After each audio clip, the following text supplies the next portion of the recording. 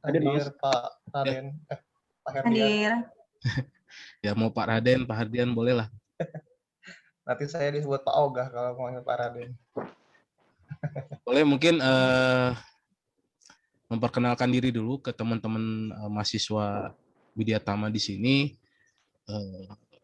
Nama, mungkin asal, kemudian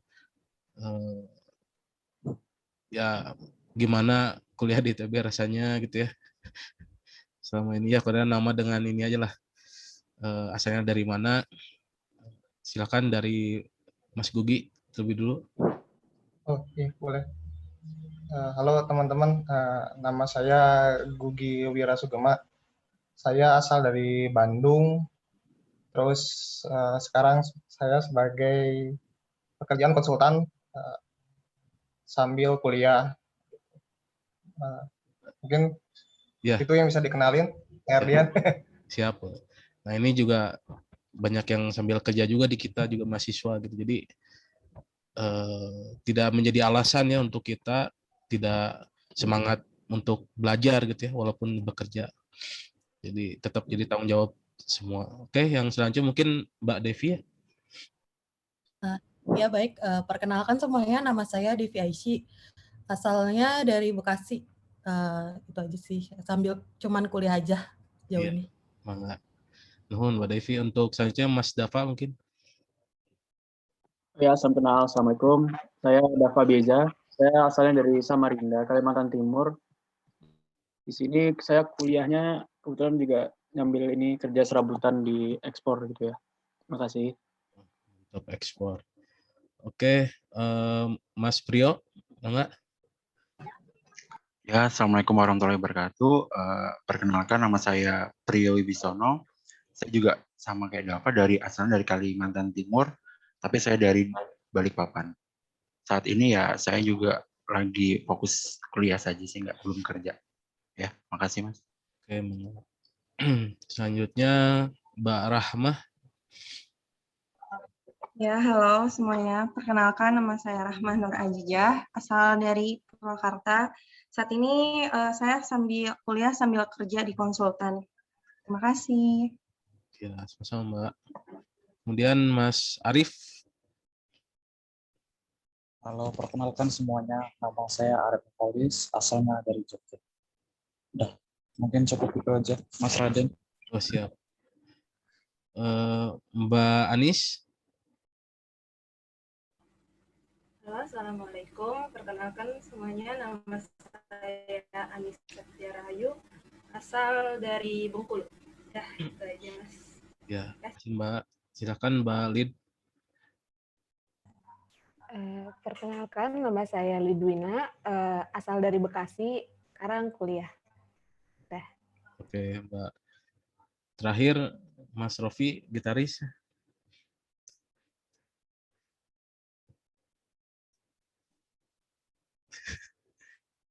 Mas, masih di mute, Mas. Assalamualaikum warahmatullahi wabarakatuh. Perkenalkan, nama saya Lalu Rofi Mukti, asal dari Lombok. Udah, itu aja Mas Raden. Oke, siap. Terima kasih semuanya. Jadi udah lengkap ya. Ya, mungkin nanti untuk pemaparannya nanti akan disampaikan oleh 10 orang termasuk saya gitu ya. Nanti akan dibagi per subbab. Nah, mungkin dari teman-teman saya udah share juga bahan-bahannya. Kalau ada pertanyaan silakan bisa di chat, disampaikan di chat, atau juga langsung nanti ya buka kameranya kemudian bertanya tentang bahasan kali ini tentang analisis kebutuhan parkir. Nah, sebagai mukadimah mungkin ya sebelum kita mulai, di sini kenapa saya berinisiatif untuk dan teman-teman ini berinisiatif untuk men-share ilmu tentang kebutuhan parkir ini, karena seperti yang kita tahu ya, perkembangan jumlah kendaraan bermotor di Indonesia ini sudah sampai ke di tahun 2018 itu jumlahnya sudah 146 juta. Nah, diantaranya itu 16 juta mobil penumpang, kemudian 120 juta mobil sepeda motor. Nah, itu menjadi permasalahan sendiri terutama di perkotaan gitu ya.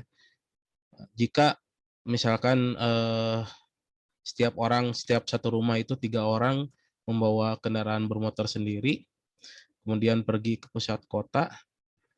Nah, jika tidak tertib parkir, itu akan menimbulkan kemacetan. Seperti yang kita tahu di kota-kota kan ada yang parkirnya sembarangan gitu ya, on street parking gitu ya. Kemudian itu menyebabkan apalagi di perempatan-perempatan atau di pasar-pasar itu menyebabkan kejenuhan ya di simpang itu sendiri gitu kan. Nah, sehingga kami berpikir gimana nih kalau kita men-share aja nih ilmu yang sudah kita dapatkan selama setengah semester kemarin untuk di-share ke teman-teman sekalian. Nah, parkir selain untuk mempengaruhi lalu lintas juga, parkir juga termasuk bisnis yang menggiurkan gitu ya.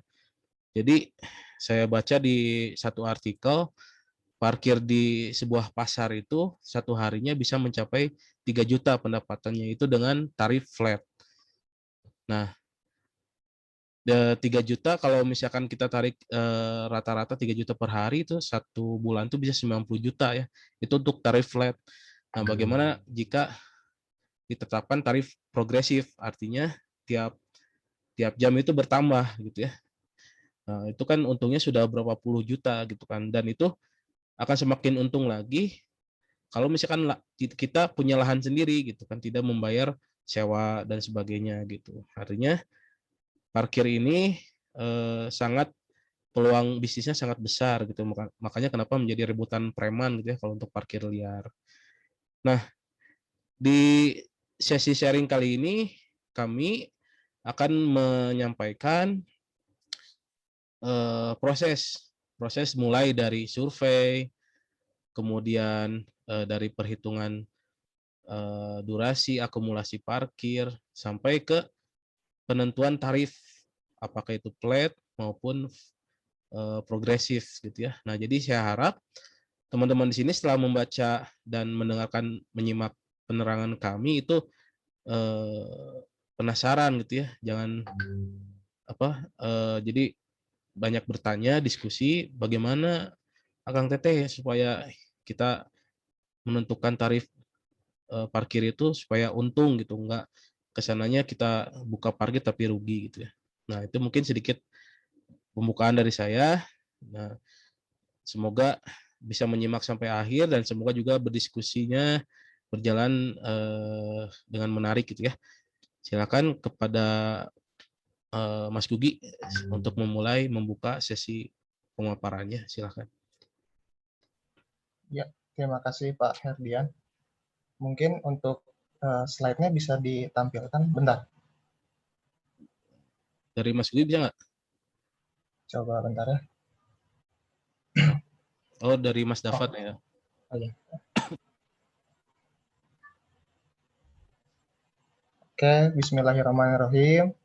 Jadi tadi seperti kita pertemuan ya, perkenalan dari nama masing-masing.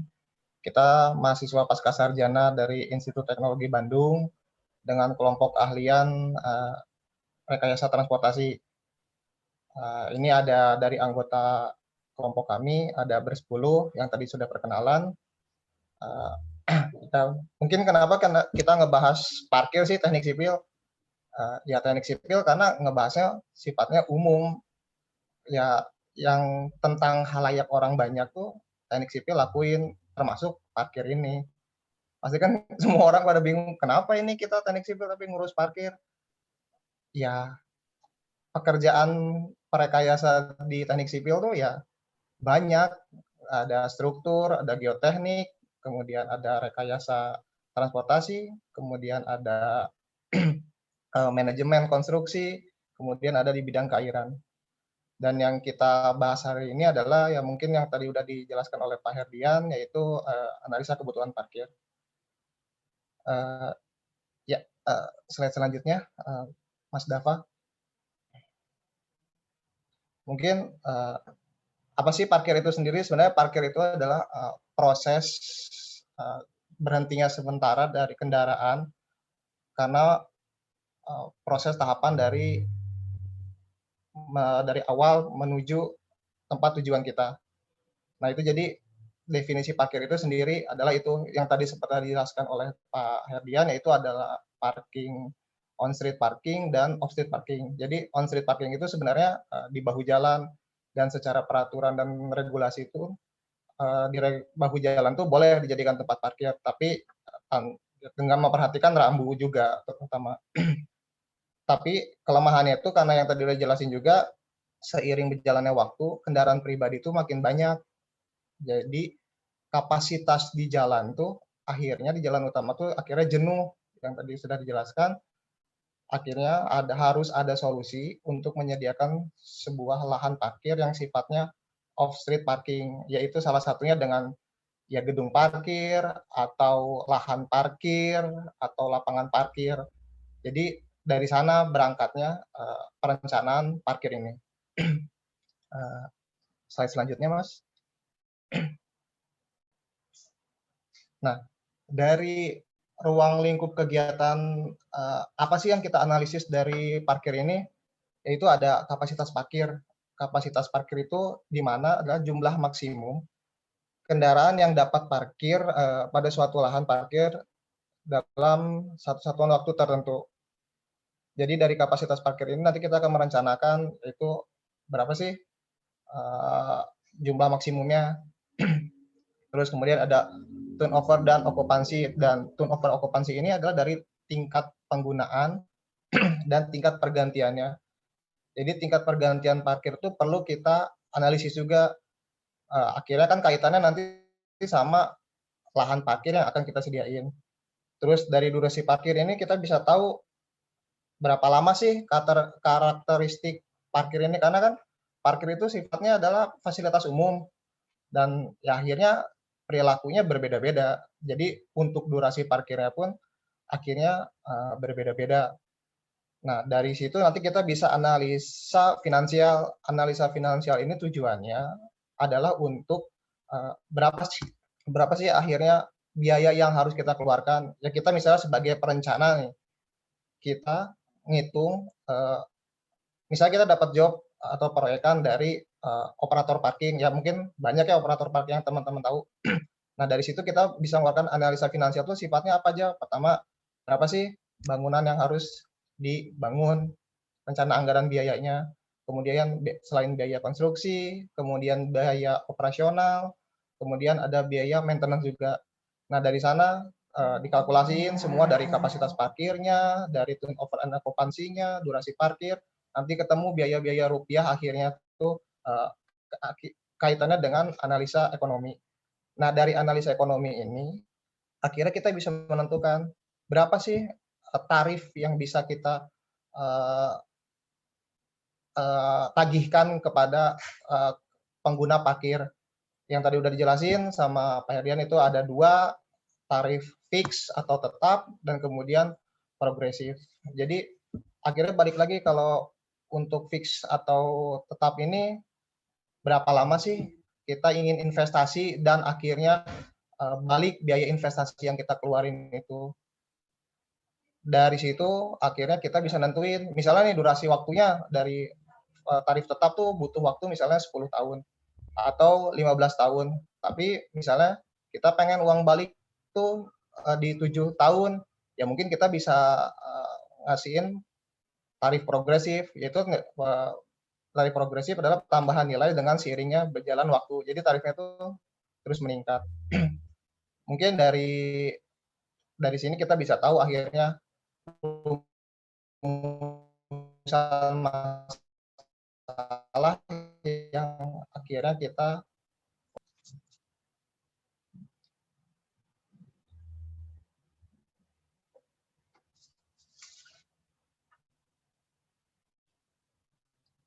next. Udah belum? Mas Dava? Oh, berarti ini mungkin untuk tinjauan pustaka nanti akan diteruskan oleh rekan saya. Monggo, Mas. Iya, selanjutnya tinjauan pustaka itu Yang pertama itu karakteristik parkir. Jadi untuk merencanakan suatu lahan parkir, kita perlu mengetahui karakteristik parkir. Karakteristik parkir itu berupa durasi parkir, akumulasi parkir, tingkat pergantian dan tingkat penggunaan, volume parkir, kapasitas parkir, dan indeks parkir. Next. Durasi parkir. Durasi parkir itu adalah lama suatu kendaraan parkir. Bisa didapat dengan mengamati waktu kendaraan tersebut masuk dan keluar. Selisih dari waktu tersebut itu adalah durasi parkir. Berikutnya. Berikutnya itu akumulasi parkir. Itu adalah jumlah kendaraan yang sedang berada pada suatu lahan parkir pada selang waktu tertentu. Itu didapat dari jumlah kendaraan yang masuk ke lokasi dikurangi jumlah kendaraan yang keluar dari lokasi ditambah dengan jumlah kendaraan yang sudah ada di lokasi parkir. Berikutnya. Tingkat pergantian. Tingkat pergantian itu didapat dari jumlah kendaraan dibagi dengan ruang parkir yang tersedia. Berikutnya itu tingkat penggunaan. Kalau tingkat penggunaan itu didapat dari akumulasi kendaraan pada selang waktu tertentu dibagi dengan jumlah parkir yang tersedia dikali dengan 100%. Berikutnya. Volume parkir itu merupakan jumlah kendaraan yang telah menggunakan ruang parkir pada suatu lahan parkir tertentu dalam satuan waktu tertentu. Didapat dari jumlah kendaraan yang masuk ditambah dengan jumlah kendaraan yang sudah ada sebelum survei. Kemudian kapasitas parkir itu banyaknya kendaraan yang dapat dilayani oleh suatu lahan parkir selama waktu pelayanan. Berikutnya. Indeks parkir itu merupakan presentase dari akumulasi jumlah kendaraan pada selang waktu tertentu dibagi dengan jumlah ruang parkir yang tersedia dikali dengan 100%. Berikutnya. Oke, saya lanjutkan. Nah, jadi selain tadi karakteristik parkir itu mengenai teknisnya, yang selanjutnya kita hitung adalah analisis ekonominya. Nah, analisis ekonomi di sini, kalau yang kita kenal itu rencana anggaran biaya gitu ya. Nah, jadi kita hitung yang pertama rencanakan adalah capital cost. Capital cost di sini terdiri dari biaya langsung dan biaya tidak langsung. Jadi capital cost di sini adalah biaya modal gitu ya. Nah, di sini biaya langsungnya itu adalah pembebasan lahan misalnya, kemudian biaya konstruksi, biaya konstruksi baja, konstruksi beton, kemudian galian dan timbunan itu untuk biaya langsungnya. Nah, biaya tidak langsungnya itu misalkan ke biaya teknik seperti kita menyewa jasa konsultan, kemudian engineer gitu ya. Kemudian ada biaya bunga. Nah, itu yang termasuk biaya tidak langsung. Nah, jadi nanti biaya modal itulah yang menjadi patokan kita untuk menentukan tarif, apakah kita bisa balik modal atau tidak gitu ya dengan tarif sekian. Kemudian selanjutnya Mas. Nah, selain biaya capital cost atau biaya modal tadi juga itu sudah termasuk biaya keuntungan yang ingin kita dapat, kemudian juga pajak-pajak, asuransi dan sebagainya gitu ya. Nah, ini yang selanjutnya adalah biaya tidak langsung. Nah, biaya tidak langsung di sini adalah biaya yang harus dikeluarkan tahunan gitu ya. Misalkan itu adalah bunga kemudian depresiasi atau penurunan harga kendaraan atau aset gitu. Jadi kan misal aset dari mesin parkirnya itu kan lama-kelamaan berkurang usianya, nah itu harus diperhitungkan juga gitu kan. Kemudian yang terakhir adalah operasional dan pemeliharaan. Nah, di sini termasuk biaya gaji karyawan, kemudian biaya listrik, biaya air, dan sebagainya. Mungkin kalau ada genset ya biaya genset. Nah, ini dimasukkan ke dalam annual cost ini. Next.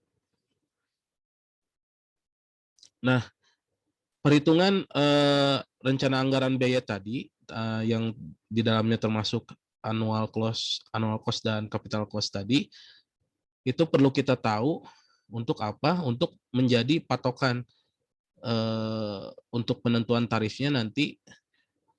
Kapan misalkan kita menentukan bahwa kita ingin balik modal itu dalam waktu 10 tahun.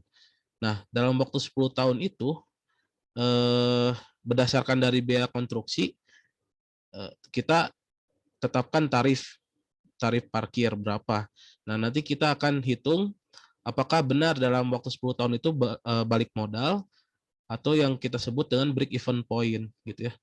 Nah, kalau misalkan balik modal, berarti penentuan tarif kita sudah betul. Nanti setelah 10 tahun berarti kita akan mendapatkan keuntungan gitu ya. Tapi kalau belum berarti harus ada ditinjau ulang dengan sistem penarifannya, apakah akan dibuat flat terus atau flat plus progresif gitu. Nah, ini yang dinamakan break even point itu adalah titik di mana pendapatan sama dengan modal yang dikeluarkan gitu ya. Jadi balik modal. Nanti setelah itu baru untung dan untung gitu ya. Gitu mungkin. Silakan selanjutnya.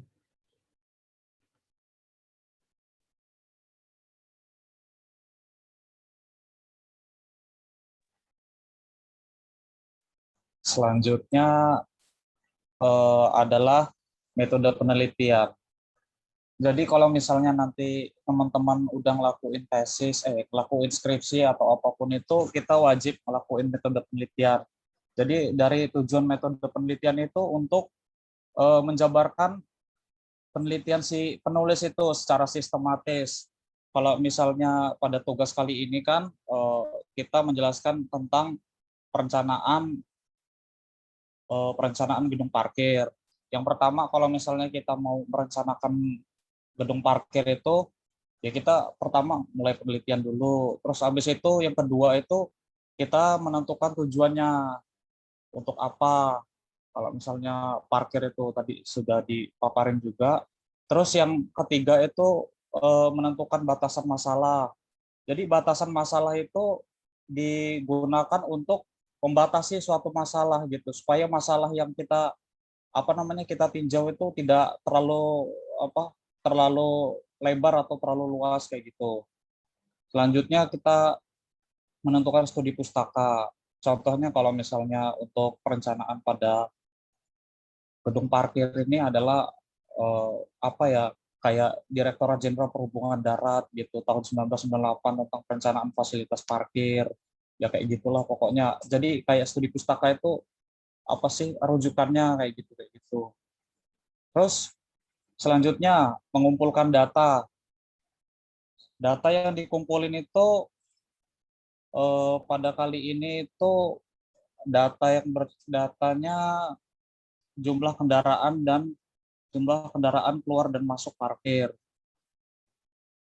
Nah, terus setelah kita menganalisis data, mengumpulkan data, selanjutnya kita melakukan pengolahan data dan melakukan mengolah data parkir.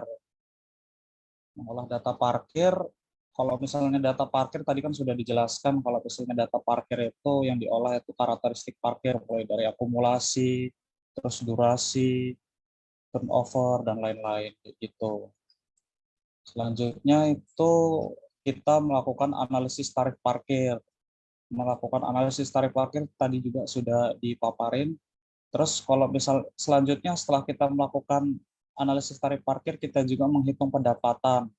Pendapatan tadi yang sama sudah dijelaskan juga tadi sama Pak Herdian. Kayak gimana. Terus kita melakukan analisis cash flow, kita mendapatkan, kalau kita sudah menganalisis, kalau kita udah menganalisis kan kita menganalisis biaya kan otomatis kita tahu cash flow-nya. Nah, selanjutnya kita setelah melakukan hasil analisis cash flow, kita melakukan analisis kelayakan finansial. Tujuannya apa analisis kelayakan finansial itu? Tujuannya untuk untuk menutup biaya pembangunan, konstruksi dan operasional kayak gitu. Jadi ya kita harus melakukan analisis kelayakan finansial supaya modal yang dikeluarkan itu bisa ketutup dari tarif-tarif yang kita iniin tadi, tarif-tarif parkir yang kita tentuin tadi. Terus selanjutnya analisis selanjutnya adalah break-even point. Break-even point selama 10 tahun. Break-even point itu kan artinya titik impas, supaya kalau misalnya modal itu balik sesuai dengan tarif yang ditentuin tadi. Kayak gitu. Terus selanjutnya kalau udah 10 tahun itu baru untung kayak gitu. Terus kalau kita sudah melakukan break-even point, bisa kita dapatin kesimpulan berapa tarifnya, terus habis itu berapa luas gedung parkirnya, kayak gitu semuanya. Terus habis itu udah selesai penelitiannya, seperti itu. Mungkin selanjutnya merupakan analisis data. Gimana cara kita menganalisis data ini?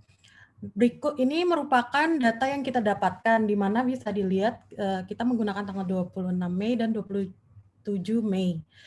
Untuk mendapatkan data ini, sebelum kita melakukan survei, di mana sebelum melakukan survei itu kita mengadakan survei yang ada di dalam, misalnya kita menggunakan di gedung parkir, survei di gedung parkir. Jadi kita mengitari seluruh gedung parkir, terus kita mencatat berapa mobil dan nomor polisi yang ada di gedung parkir tersebut sebelum kita mulai survei. Jadi itu agar kita ngebalancing seimbang biar tidak terjadi kesalahan.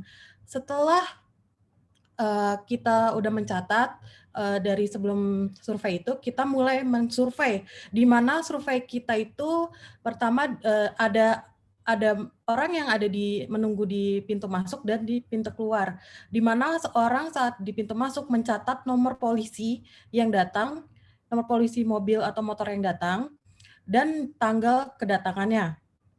Setelah itu, untuk orang yang ada di pintu keluar, dia juga mencatat nomor polisi dan lama waktu yang dia saat keluar. Sudah saatnya dicatat, nah kita akan mendapatkan data mentah, di mana data mentah tidak seperti ini, karena biasanya acak dan jamnya belum seperti ini. Setelah kita melakukan survei itu juga, kita harus mencatat lagi setelah survei itu, biar kita ngebalance dan tidak ada kesalahan. Nah, selain itu, data yang kita butuhkan intervalnya itu selama 1 jam. Jadi kita menghitung mobil masuk yang dihitung dari jam 1, misalnya dari jam 1 ke jam 2 selama 1 jam. Seperti itu untuk dapat rekapitulasi data. Lanjut. Oke, saya akan menjelaskan selanjutnya. Dari data yang kita dapatkan sebelumnya, kita bisa menganalisis kapasitas parkir. Untuk menganalisa kapasitas parkir, kita membutuhkan data akumulasi parkir dan volume parkir, di mana akumulasi parkir yang telah dijelaskan di tinjauan pustaka, yaitu jumlah kendaraan yang sedang berada pada suatu lahan parkir pada selang waktu tertentu, dan volume parkir yaitu jumlah kendaraan yang telah menggunakan ruang parkir berada pada suatu lahan parkir dalam satu satuan tertentu. Dengan rumus sebagai berikut, yaitu akumulasi parkir adalah jumlah kendaraan yang sedang parkir ditambah dengan jumlah kendaraan yang masuk dikurang dengan jumlah kendaraan yang keluar. Lanjutkan dengan rumus volume parkir, yaitu volume parkir sama dengan jumlah kendaraan yang masuk ditambah dengan jumlah kendaraan yang sedang parkir. Selanjutnya, ini diberi contoh pada nomor 6 pada waktu jam 6 sampai jam 7, di mana kita lihat contoh akumulasi parkir pada jam 6 sampai jam 7, jumlah kendaraan yang sedang parkir adalah 119 kendaraan ditambah dengan jumlah kendaraan masuk sebanyak 195 kendaraan dikurang sama jumlah kendaraan keluar yaitu 52. Didapatkan akumulasi parkir pada jam 6 sampai jam 7 yaitu 262 kendaraan. Lanjut dengan volume parkir pada jam 6 sampai jam 7 yaitu jumlah kendaraan yang Sebelumnya 119 kendaraan ditambah dengan jumlah kendaraan yang masuk yaitu 195 menjadi 314 kendaraan. Selanjutnya, nah, ini didapatkan dengan rumus yang sama, didapatkan dari data yang kita dapat. Begini hasilnya. Selanjutnya, dari data yang kita analisa tadi, kita jadikan grafik untuk memudahkan pembacaan data. Di sini grafik yang berwarna biru yaitu data volume parkir, lalu grafik yang berwarna hijau muda yaitu akumulasi parkir, grafik yang warna kuning yaitu jumlah kendaraan masuk, yang berwarna hijau tua yaitu jumlah kendaraan yang keluar. Next. Di sini untuk penentuan kapasitas parkir digunakan data dari akumulasi parkir. Dapat dilihat bahwa pada grafik tersebut kapasitas maksimum berada pada jam 15.00 sampai 16.00, yaitu sekitar 686 kendaraan. Sehingga kita menentukan kapasitas parkir yang paling optimal yaitu sebesar 620 petak parkir.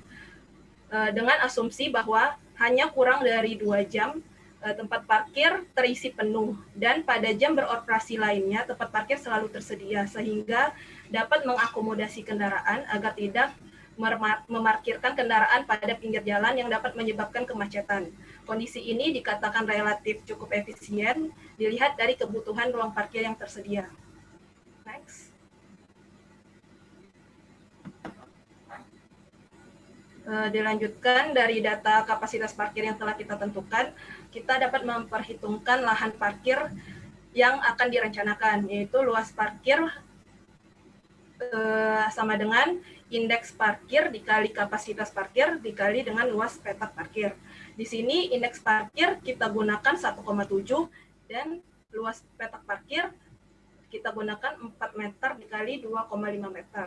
Sehingga 1,7 dikali 620 petak parkir dikali 4 kali 2,5 meter.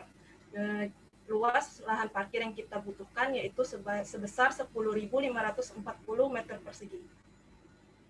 Selanjutnya akan dijelaskan dengan rekan saya, Mbak Rahmah. Ya, terima kasih Mbak Anis.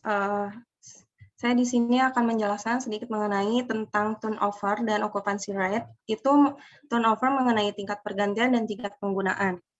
Dalam menghitung atau mengetahui nilai tingkat pergantian dan tingkat penggunaan di sini, kita harus mengetahui durasi waktu yang akan kita rencanakan, di mana durasi yang kita rencanakan itu selama 2 jam. Lalu volume parkirnya didapatkan dari lamanya volume yang parkir yang masuk dan kendaraan yang keluar dalam durasi selama waktu 2 jam. Akumulasi di sini adalah nilai dari volume parkir, lalu jumlah petak parkir diketahui 620 seperti yang dijelaskan sebelumnya oleh Mbak Anis. Nah, di sini kita dapat mengetahui tingkat pergantian. Apa sih tingkat pergantian itu? Tingkat pergantian itu merupakan perbandingan antara volume parkir dan jumlah petak parkir yang tersedia pada waktu tertentu, di mana tingkat pergantian di sini didapatkan dengan membagi antara volume parkir dengan jumlah petak parkir. Lalu ada tingkat penggunaan. Tingkat penggunaan ini merupakan perbandingan antara akumulasi parkir dan dengan jumlah petak parkir yang tersedia pada waktu tertentu dikalikan dengan 100. Next.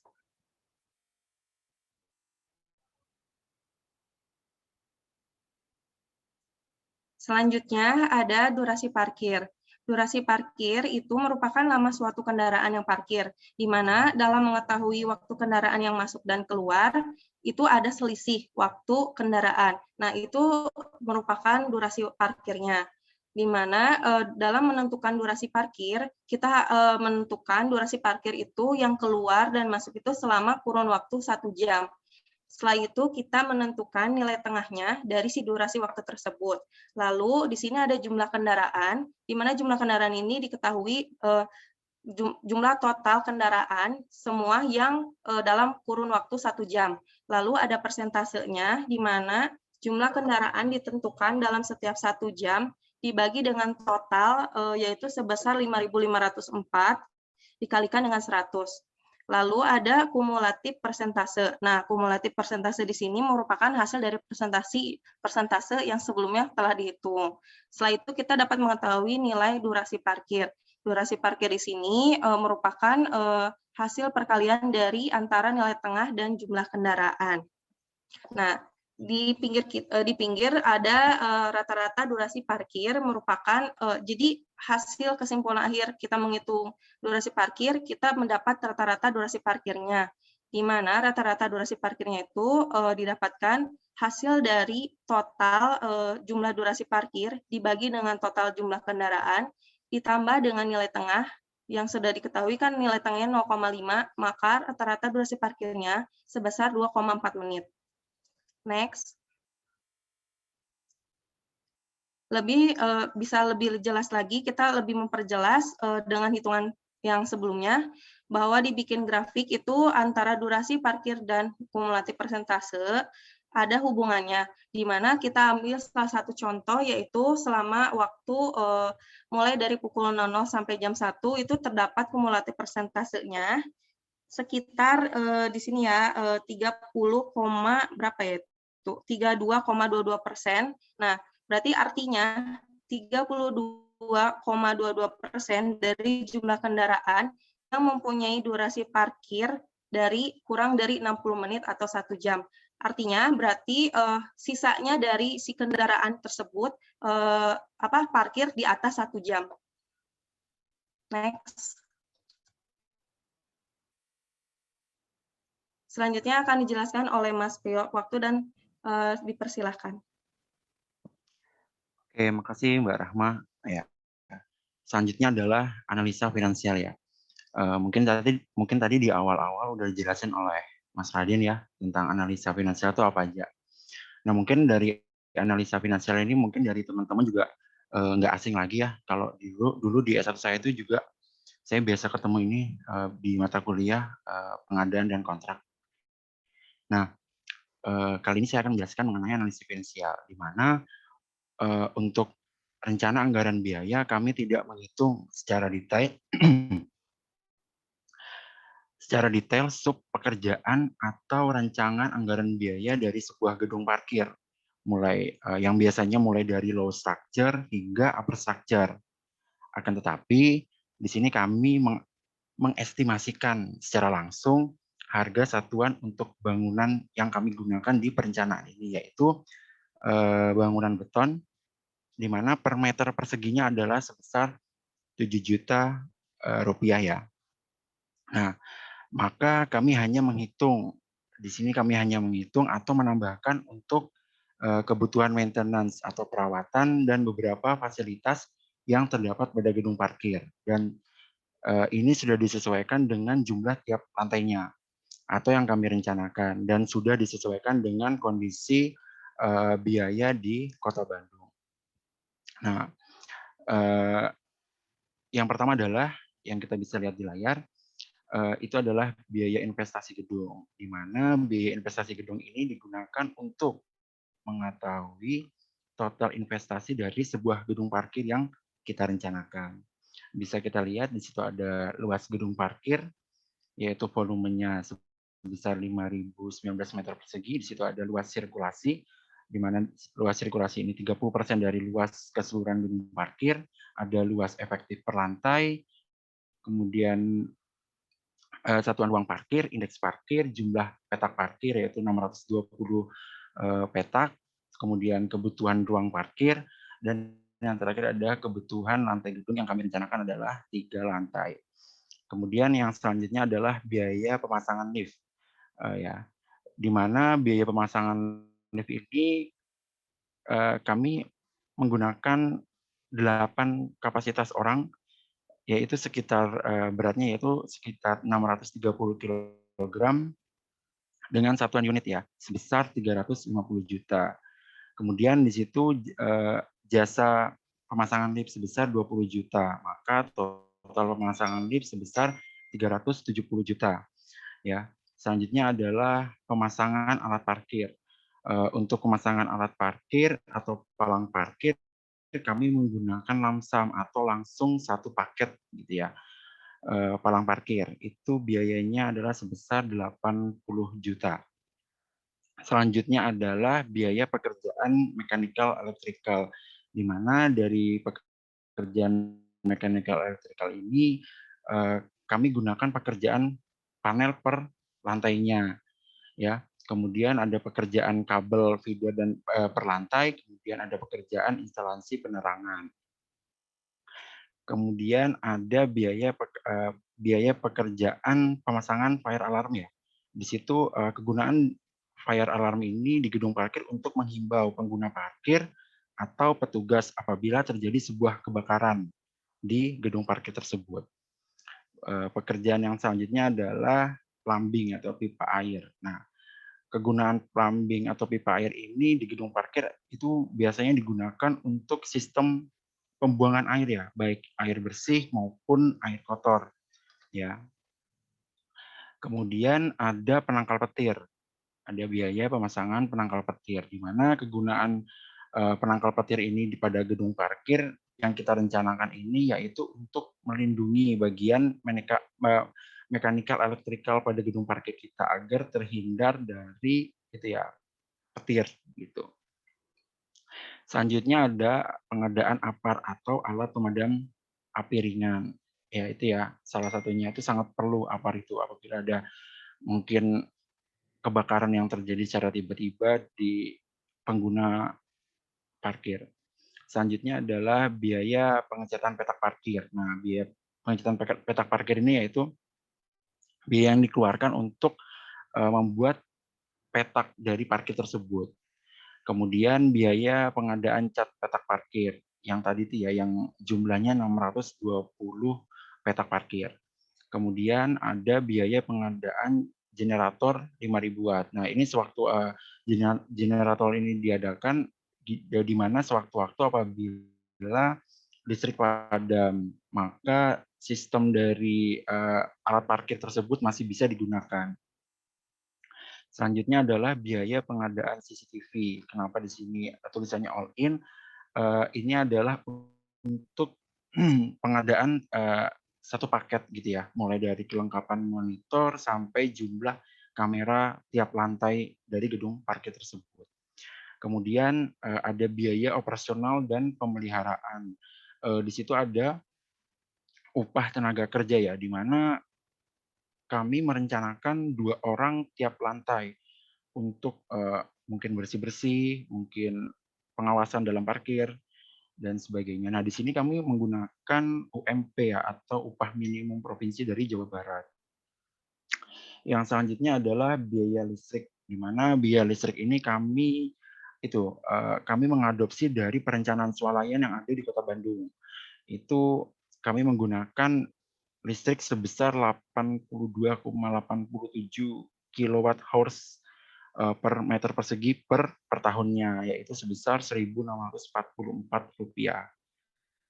Nah, yang terakhir itu adalah dari biaya operasional dan pemeliharaan itu ada biaya air ya.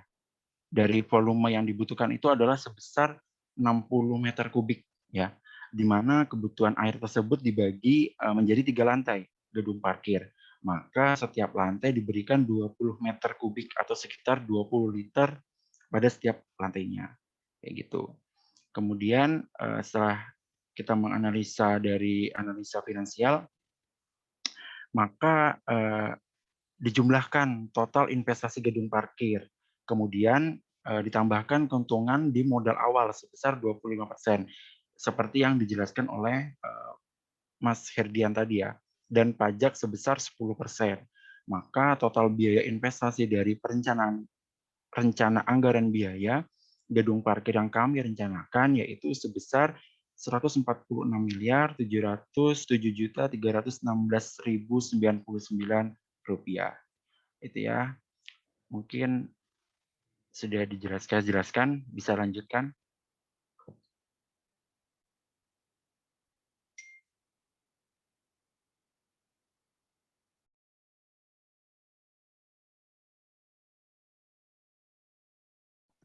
Ya, halo. Apa terdengar suaranya? Langsung saja ya, ini saya masuk. Ini kita akan setelah ditetapkan nilai investasi tadi yang dijabarkan oleh Mas Priyo dan perhitungan-perhitungan lainnya, kita bisa masuk mulai ke ekonomi nih. Jadi ini spesifiknya lebih ke ekonomi dari sebuah gedung parkir. Nah, tadi kan menarik tuh yang dibilang oleh Pak Herdian itu di mana gedung parkir itu salah satu bisnis yang sangat menggiurkan karena income-nya tuh banyak gitu kan ya.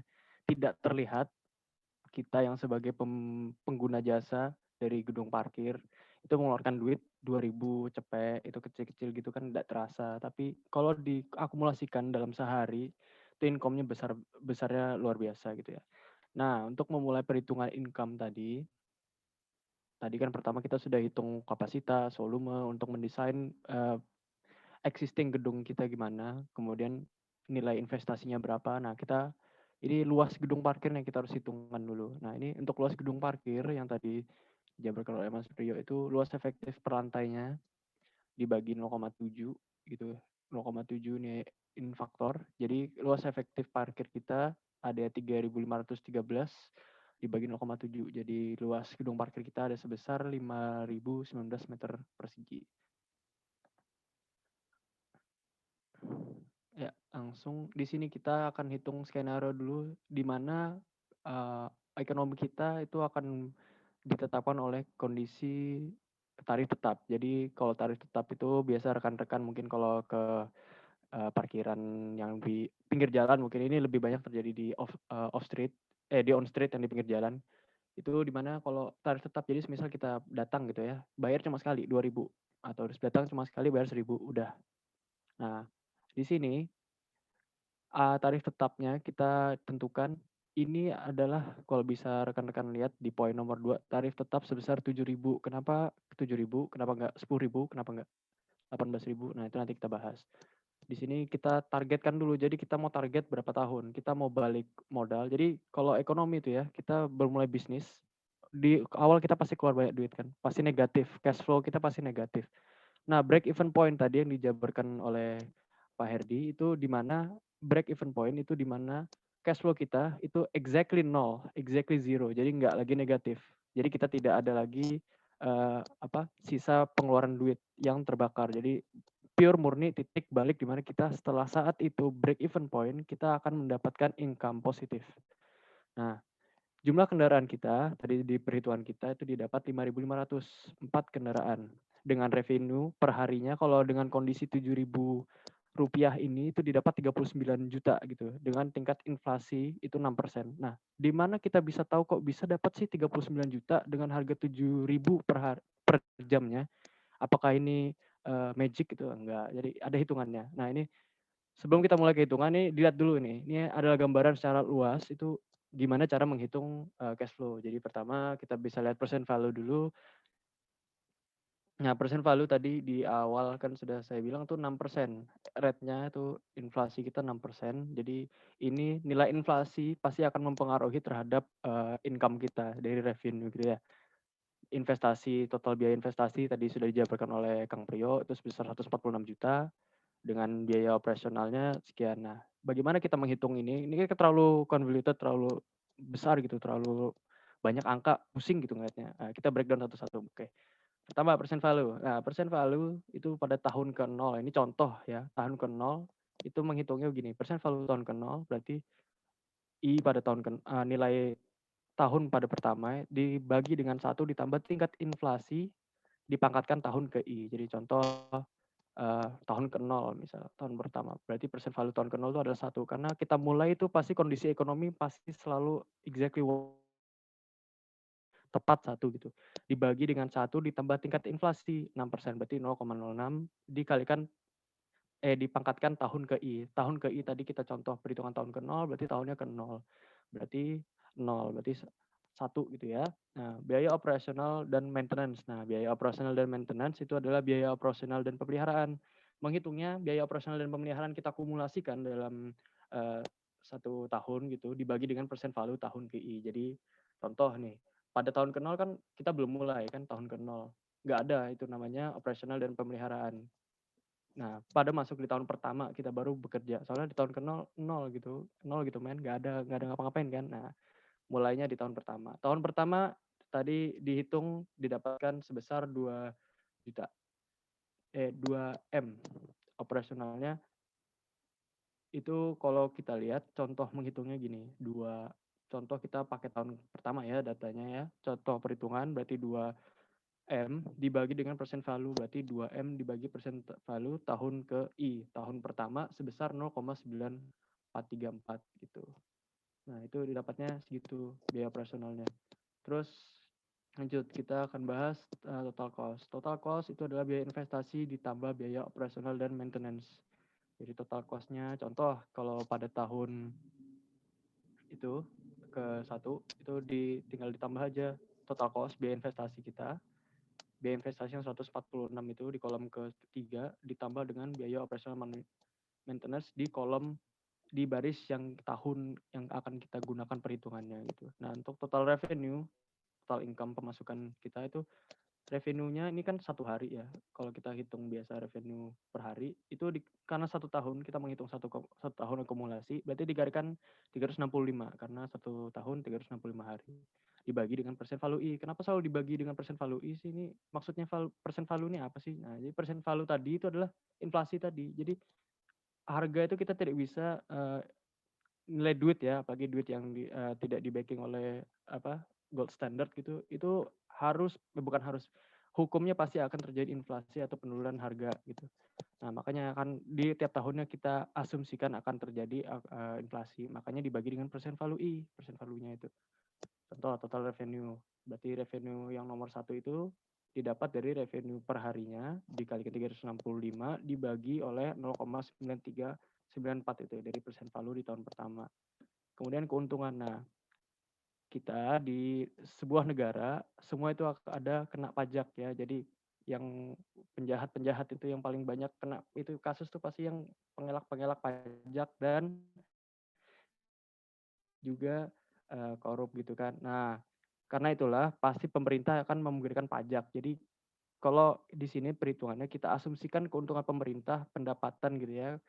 Kalau misalnya kita beli di restoran kan juga ada tuh, kalau dilihat di resinya, ada pajak sekian. Nah, itu sama nih, pajak keuntungan yang kita setorkan dari penyedia jasa terhadap pemerintah itu kita asumsikan sebesar untuk pemerintah keuntungannya adalah total revenue kita dikalikan 10%. Berarti contoh untuk tahun pertama berarti total revenue-nya 15 M tadi dikalikan 10%.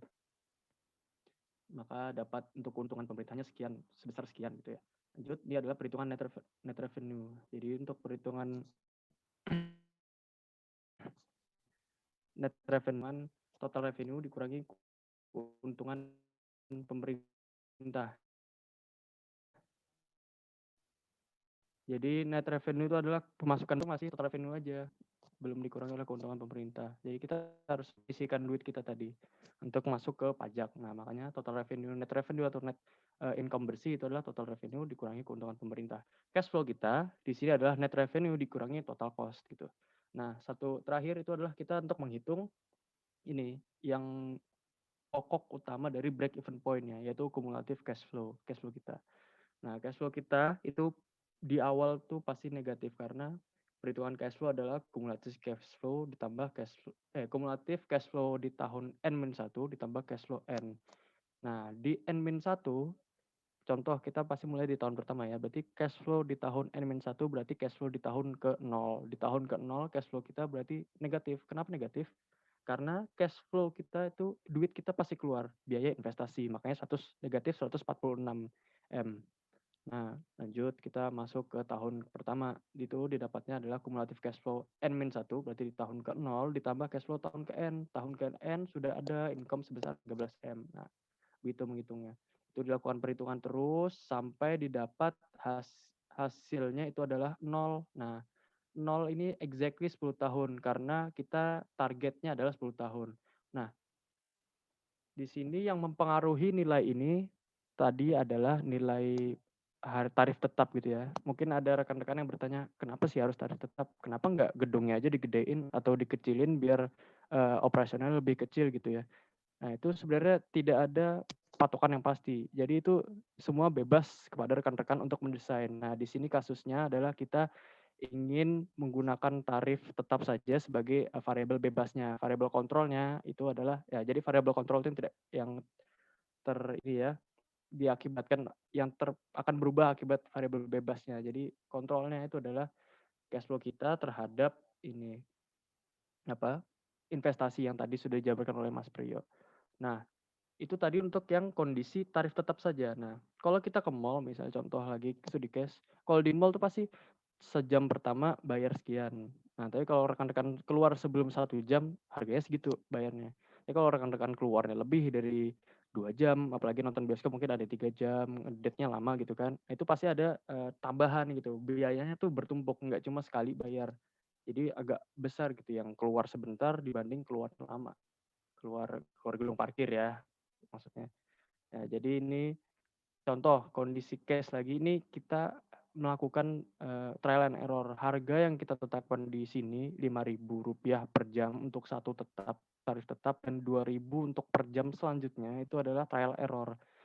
Trial error ini outputnya adalah di mana harga ini harus mendapatkan BEP-nya sebesar 0 tadi. Nah, caranya sama dengan tarif tetap, jadi tidak akan dibahas. Jadi kita akan langsung saja ini bagaimana sih besar revenue tarif flat dan progresif tadi, itu income kita berapa gitu ya. Nah, ini kalau rekan-rekan lihat itu kita dari data survei itu dibagi dulu durasi per jam parkirnya, ada yang 1 jam. Soalnya nggak mungkin kan kita tembak, oh sampean sejam mas, sampean 5 jam, nggak bisa. Jadi ini berdasarkan data kita sortir dulu, jadi yang sejam dan seterusnya.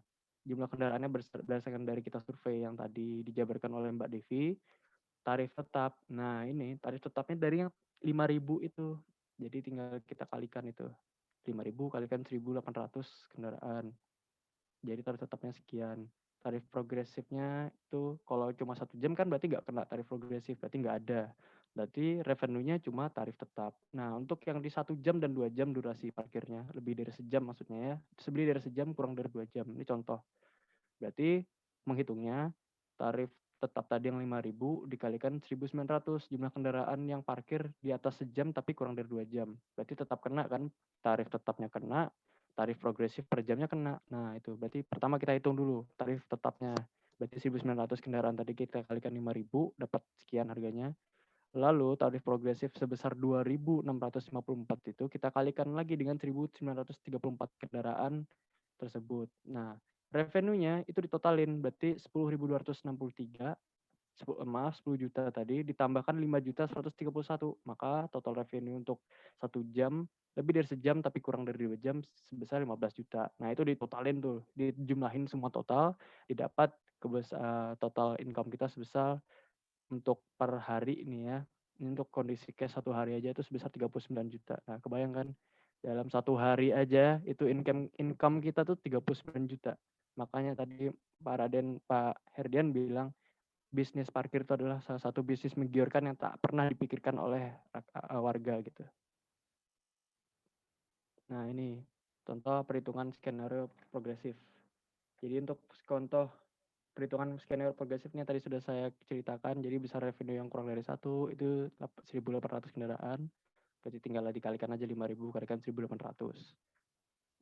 Ini sama juga untuk yang tadi sudah saya ceritakan untuk kondisi case yang lebih dari sejam tapi kurang 2 jam. Tapi berarti dia kena tarif tetap dan juga kena tarif progresif. Tarif tetapnya 5.000, progresifnya 2.000. Berarti tinggal 5.000 kali 1.900 kendaraan, jumlah kendaraannya dapat 10 juta.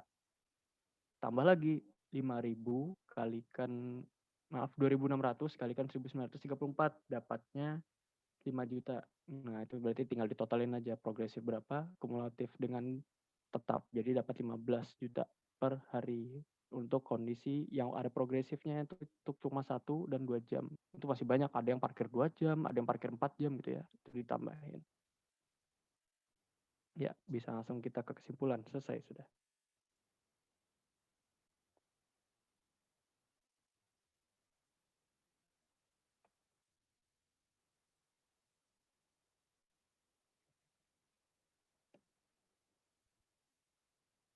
Mas Rofi, silakan.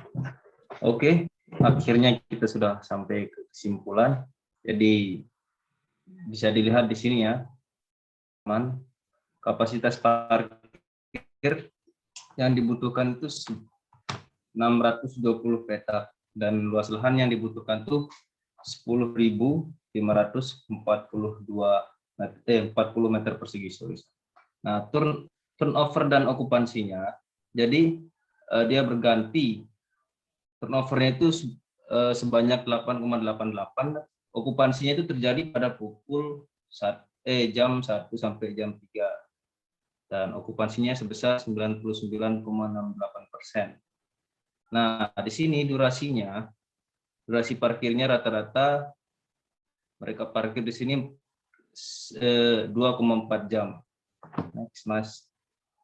Nah, tadi yang sudah dijelaskan sama Mas Dafa ya, break even point untuk tarif tetapnya selama 10 tahun itu 7.000 rupiah lah ya, 7.000 sekian gitu. Dan pendapatannya per hari yaitu 39.036.167 rupiah. Dan tarif progresifnya untuk target kita yang 10 tahun agar balik modal, yaitu untuk tarif tetapnya itu 5.000 yang sejam awal ya, yang sejam awal mereka ketika mereka parkir lagi lebih dari sejam dikenakan biaya 2.654 rupiah. Next. Nah, sarannya harus dilakukan survei secara langsung di lapangan agar kita mengetahui konsep-konsep yang harus dimengerti untuk menganalisis parkir secara nyata. Terus penentuan harga satuan lebih dirincikan sesuai kondisi yang kita di lapangan. Maksudnya apa saja yang perlu dan tidak perlu dimasukkan. Kita harus survei dan kita harus melihat secara langsung apa saja yang perlu. Mungkin sekian ya kesimpulannya. Saya kembalikan lagi ke Pak Raden. Siap, Mas. Jadi intinya lebih baik menunggu lama di parkiran daripada menunggumu yang tak pernah menghargai cintaku ya, Mas ya. Ya, betul. Bagus sekali quote-nya itu, Mas. Oke, terima kasih kepada teman-teman yang sudah memaparkan tentang analisis kebutuhan parkir ini. Silakan kepada teman-teman mahasiswa yang mau bertanya, boleh mic-nya di-on-kan dan videonya juga mungkin ya, sambil perkenalan. Silakan, siapa yang mau bertanya? Seperti yang saya janjikan nanti untuk setiap pertanyaan di mata kuliah saya itu menjadi nilai tambah ya. Silakan, ada yang mau bertanya?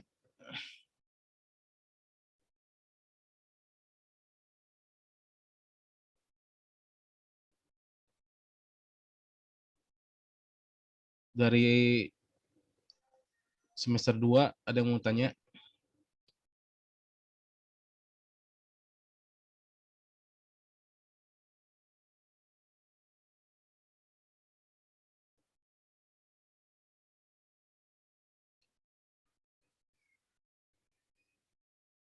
Oh ya, silakan Mbak Milna. Tidak usah on cam, enggak?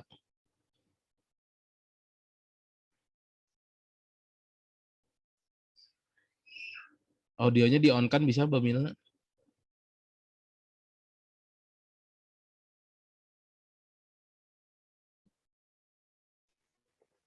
Selamat malam.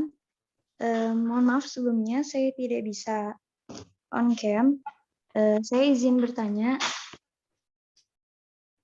Silakan. Saya tuh sebelumnya pernah mendengar dan melihat. Mbak bisa perkenalan dulu, Mbak, biar akrab iya. tanya. Perkenalkan, nama saya Milna Saharani dari Universitas Sudiatama, Fakultas Teknik, Prodi Teknik Sipil, Reg A. Saya ingin bertanya untuk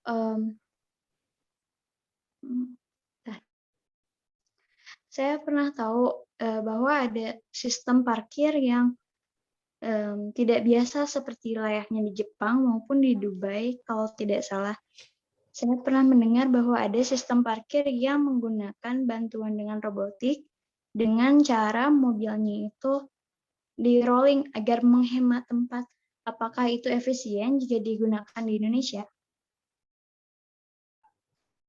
Silakan mau langsung ditanggapi sama siapa? Mungkin orang Jepang, Mas Rofi. Rofi. Siapa ada yang mau bantu menanggapi?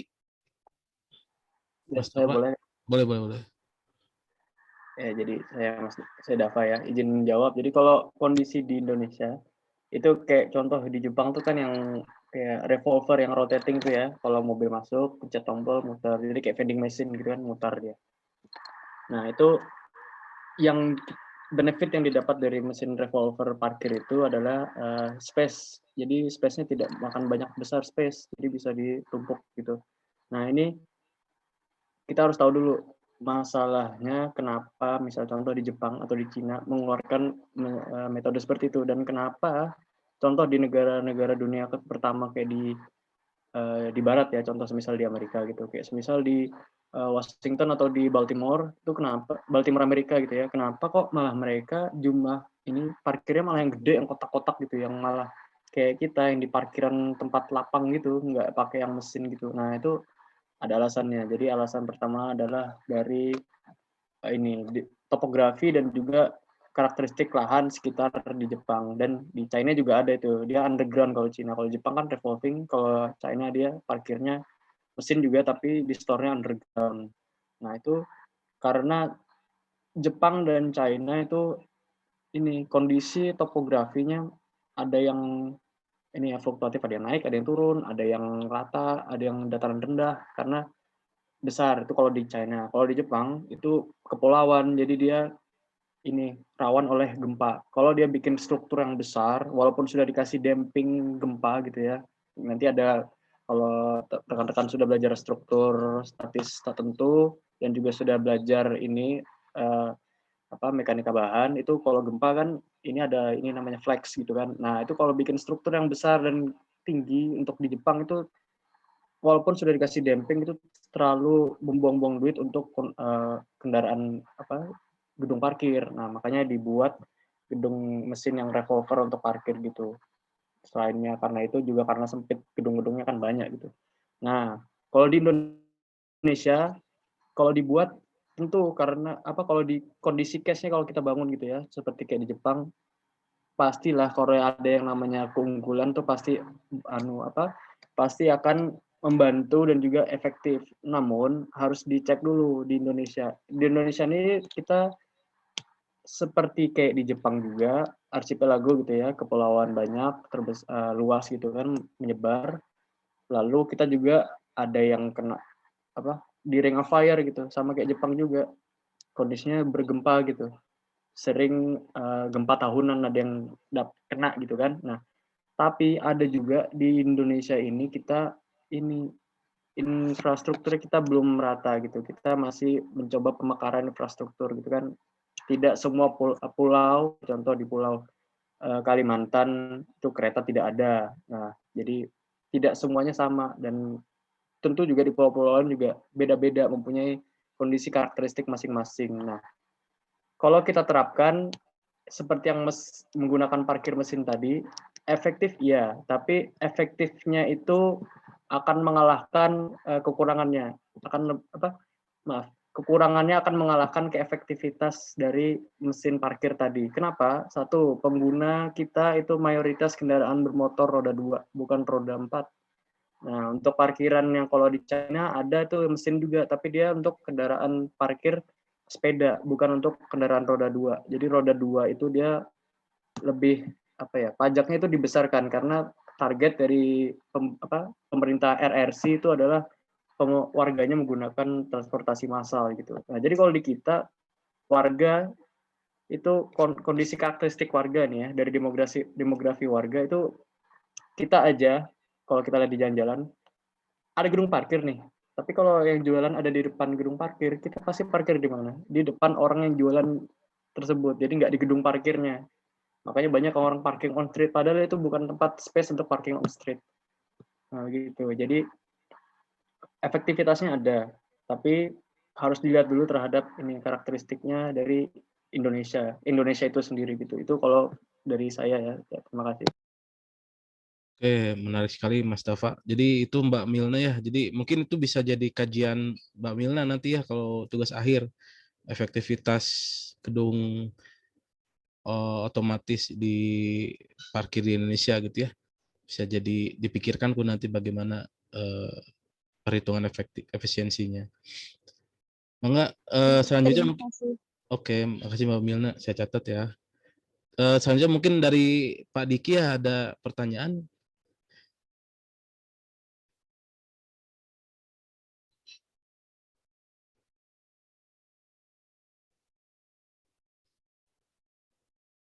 Dari Pak Diki mau ada pertanyaan? Boleh gitu, Bay, saya nanya. Boleh, silakan Kang. Ini Pak Diki juga pejabat IKI dan sedang studi juga di ITB ya. Jadi kita sharing di sini ya, silakan. Banget. Makasih. Iya, oke, iya Pak Bayu, makasih Pak. Nih undangannya tadi. Menarik sih tadi lihat pemaparan timnya Pak Bayu terkait sama perparkiran ini ya. Nah cuma gini, mungkin gini Pak Bayu perlu saya pernah juga menghitung feasibility study untuk parkir di stasiun-stasiun kereta api yang ada di Indonesia. Mungkin yang pertama jangan kalau tadi kan BEP-nya udah ditentukan 10 tahun ya. Iya betul. Nah, mungkin dibuat juga perbandingan baik. Misalnya jangan BEP-nya dulu yang ditentukan di awal, tetapi tarif parkirnya yang ditentukan di awal. Jadi misalnya lakukan aja misalnya observasi sederhana aja, misalnya pergi ke BIP atau pergi misalnya ke BEC. Nah, di situ biaya parkir per jamnya di sana berapa? Nah, ini sebetulnya sebagai pembanding. Misalnya kalau misalnya saya sebagai yang mau parkir gitu. Ketika misalnya saya mau parkir di gedung di sebelah BIP yang dibangun oleh Pak Bayu dan tim, parkirnya 7.000. Ternyata di BIP parkirnya cuma 3.000 katakan per jam. Lebih baik saya parkir di BIP, terus saya jalan sedikit pergi ke BEC gitu. Jadi behavior-nya itu lebih baik seperti itu, karena daripada saya bayar parkir 7.000 sejam, menurut saya itu cukup mahal. Lebih baik saya bayar di BIP atau saya bayar di emperan cuma 3.000 per jam, tapi saya jalan sedikit, saya bisa dapat lebih murah. Apalagi kalau misalnya saya berkunjung ke mall itu dalam waktu yang lama.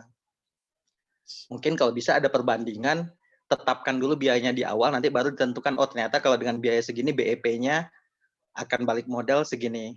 Karena itu nanti yang akan ditawarkan kepada investor. Nah, terus lalu kedua, mungkin perlu juga, kalau misalnya pembangunannya sampai 140 M ya tadi ya? Iya. 140-an M. Nah, ketika misalnya katakan investor itu minjem uang, ketika fase konstruksi, fase investasi, tadi kan dihitungnya N0 itu ketika bangunan udah jadi. Tapi ketika kita tanda tangan kontrak ke investor itu mulai minjemin uang, nah di situ kita sebetulnya udah dapat bunga. Jadi selama fase konstruksi itu sebetulnya bunga juga dihitung. Jadi itu mempengaruhi cash flow sebenarnya. Saya juga dulu pernah ngitung itu untuk di stasiun kereta api gitu. Kenyataannya seperti itu gitu. Jadi pas begitu uang datang, ya kita udah dikenain pajak, udah dikenain harus bayar tiap tahunnya dengan bunga sekian, walaupun konstruksinya itu belum jadi. Itu seperti itu. Itu terus mungkin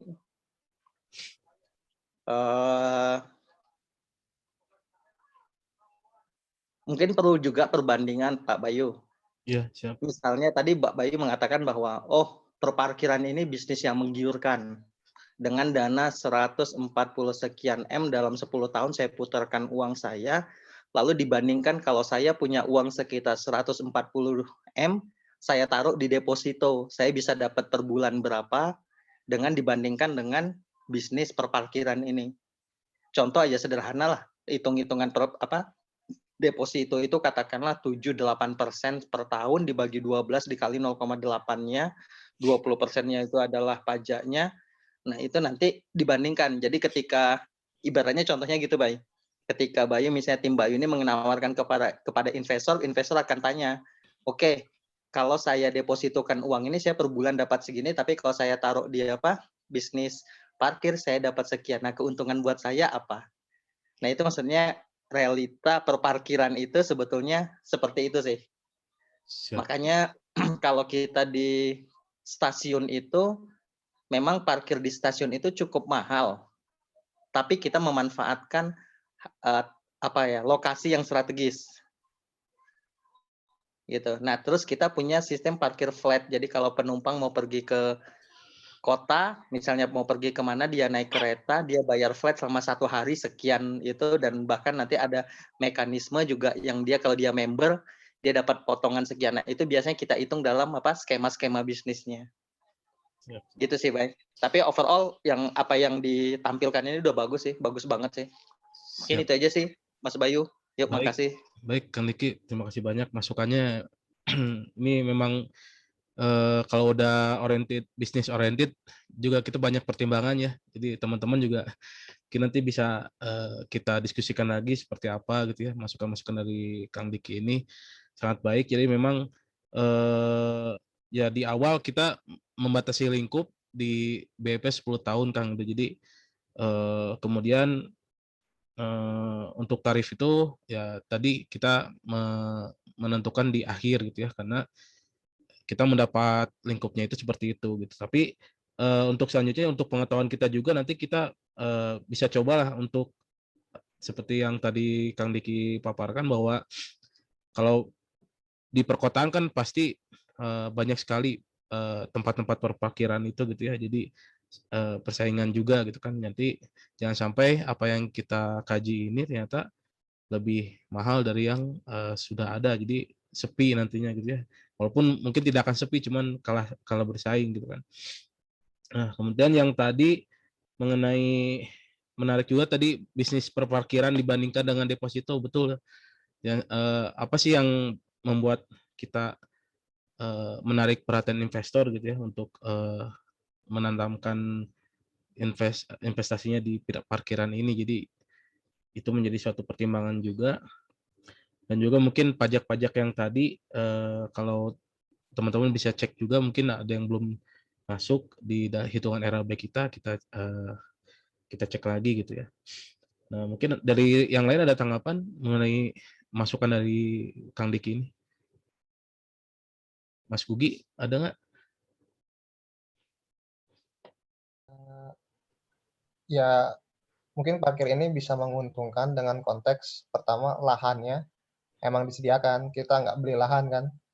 Karena kan yang tadi Mas Diki sampaikan kan terkait di parkir di stasiun karena lahannya punya KAI gitu.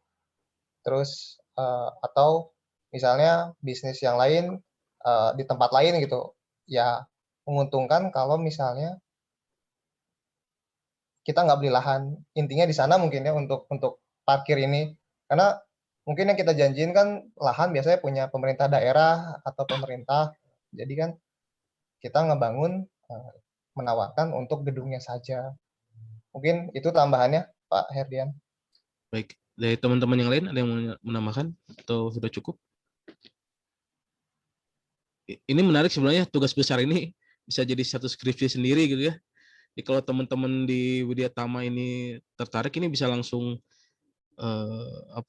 mempersiapkan gitu ya apa saja, dan mungkin teman-teman di sini juga bisa share gitu ya, teman-teman dari S2 TB kemudian dari Kang Diki, saya juga gitu kan, bisa langsung share dengan teman-teman sekalian bagaimana kita menyusun penelitian atau kajian ilmiah tentang perparkiran ini gitu ya. Bisa jadi peluang buat kalian cepat lulus gitu kan. Oke. Menarik, Bay. Bisa penataan parkir di stasiun, Bay. Betul tuh. skripsinya. Tuh sudah diberi ruang sama yang punya stasiun. tinggal kita manfaatkan. MOU. Nah, betul. MOU kita kan udah jadi. KAI Widya Tama. Oh iya, alhamdulillah. Manfaatin aja MOU. Ya jadi alhamdulillah kalau gitu ada kabar gembira juga, mungkin MOU Widya Tama dengan PT KAI itu sudah hampir rampung, tinggal ditandatangan mungkin ya. Nah, itu juga bisa menjadi peluang untuk teman-teman sekalian manfaatkan momentum itu untuk mengkaji gitu, meneliti bersama juga, ya tidak terbatas dengan KAI, juga dengan ITB juga nanti kan bisa kolaborasi seperti ini gitu ya. Jadi tolong dimanfaatkan lah untuk kesempatan yang baik ini gitu ya. Ya, selanjutnya mungkin ke pertanyaan berikutnya dari Mas Anjar, ada? Ada Pak. Enggak, Mas Anjar kalau mau. Assalamualaikum warahmatullahi wabarakatuh. Waalaikumsalam warahmatullahi wabarakatuh. Sebelumnya perkenalkan, saya Anjar Muhammad Budiman dari Teknik Sipil Widya Tama semester 4. Izin bertanya, yang pertama, tadi yang di slide grafik akumulasi parkir, kan kapasitas parkirnya itu ditentukan sebesar berapa gitu ya, yang warna hijau sebesar 660 petak gitu. Nah, mengapa kapasitas parkir tidak diambil nilai yang paling maksimal? Itu soal yang pertama. Terus yang kedua, untuk penempatan tarif, apa yang menjadi pertimbangan? Apakah kita pakai tarif flat atau progresif? Begitu Pak, Bu. Baik, terima kasih. Ada yang mau menanggapi yang bagian ini, mungkin Mbak Rahma, Mbak Anis? Ya, saya akan menanggapi pertanyaan pertama. Kenapa sih kita nggak mengoptimum yaitu 686 kapasitas? Itu sebenarnya tergantung pada perencanaan. Di sini kami mengambil 620, tidak mengambil semuanya, itu berpengaruh juga kepada lahan yang dibutuhkan dan efisiensi dari ruang parkir tersebut. Dimana kalau misalnya kita mengambil 686 petak parkir, di sini kita memiliki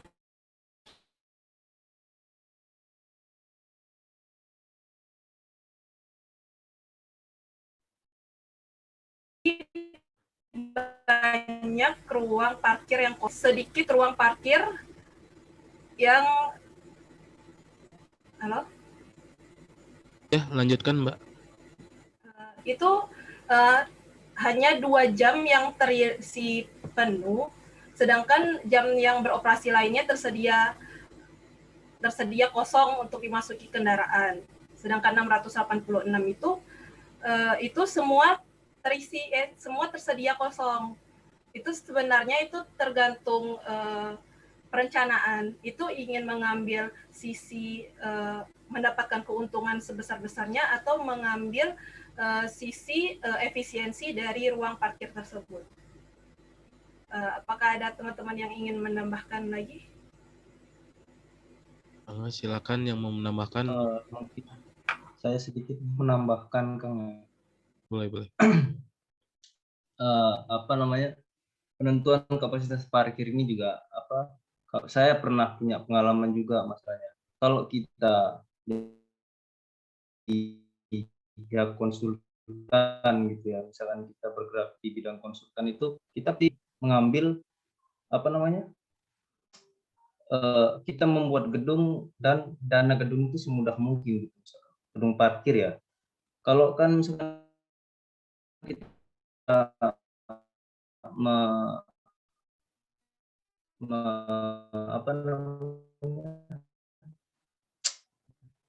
otomatis jumlah petak ini perlu banyak ya, dananya juga perlu banyak otomatis. Terus, nah itu kalau kita di bidang konsultan itu kita kan yang murah, yang pas, biar kita bisa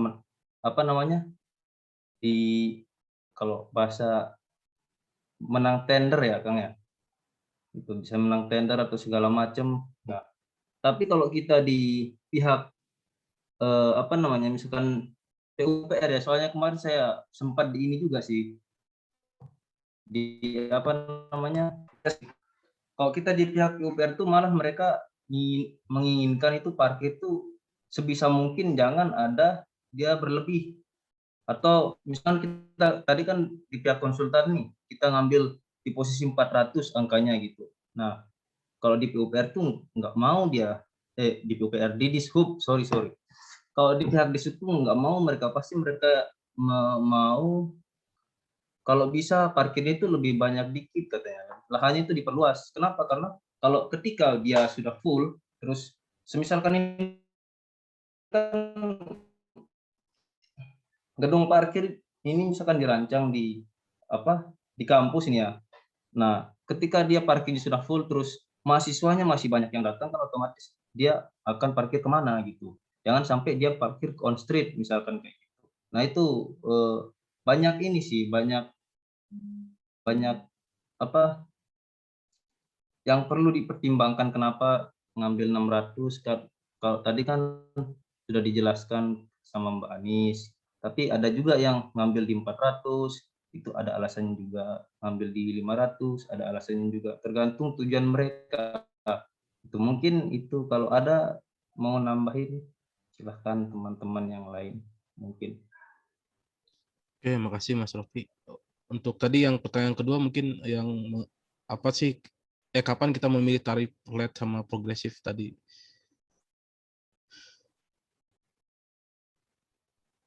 Siapa yang mau menambahkan?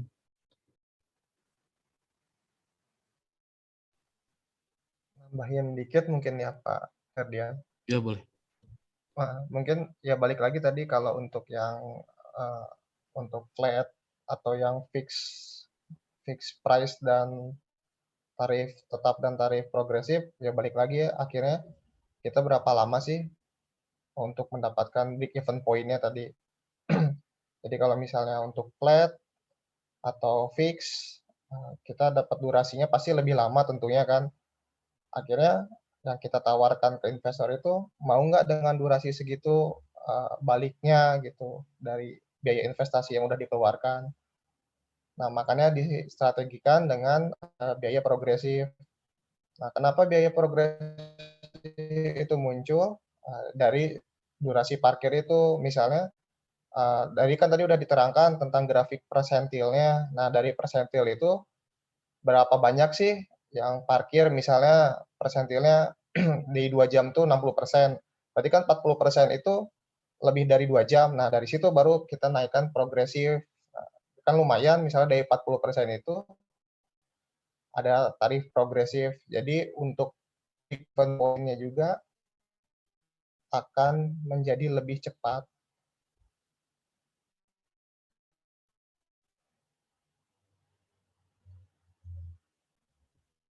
Ada lagi yang lain?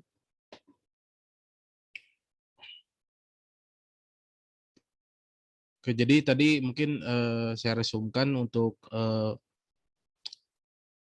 yang pertama itu kapasitas ya. Jadi kembali lagi bahwa di lapangan itu kapasitas parkir juga membantu menentukan kelancaran arus lalu lintas gitu ya. Tapi juga dibatasi dengan modal yang ada bagi si pengelola gitu ya. Jadi kita tidak bisa membuat kapasitas yang besar kalau memang modalnya tadi nggak ada gitu ya. Tapi lebih baik kalau misalkan semua kapasitas kita tampung gitu kan. Nah, kemudian yang kedua untuk tarif flat dan progresif itu ditentukan ya karena tadi pertimbangannya adalah break even point tadi gitu ya. Kapan kita ingin balik modal dan kapan kita ingin memperoleh keuntungan gitu. Itu mungkin pertimbangannya.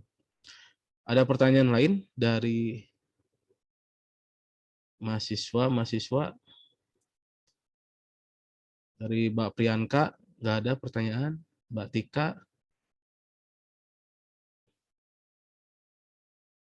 Iya, Pak. Ya, mau bertanya?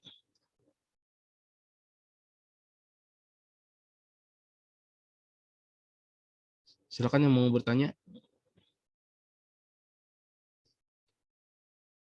Sama Mas Chandra, mangga.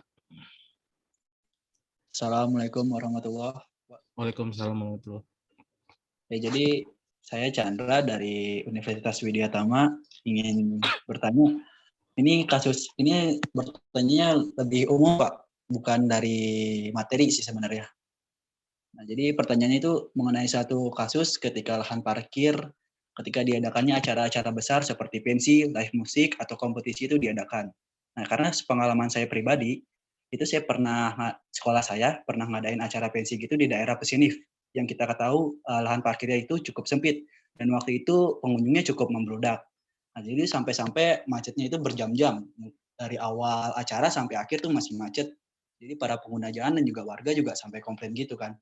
Nah, jadi kalau dalam kasus seperti ini, itu apakah kita bisa melakukan apakah kita bisa melakukan analisis data untuk mencegah hal tersebut terjadi, atau emang kita tidak bisa melakukan analisis data? Nah, mungkin dari kakak-kakak yang ada di sini itu solusinya seperti apa ya, Kak? Bangga kakak dijawab. Siapa, Mas Priyo atau Mbak Lid, Mas Dafa?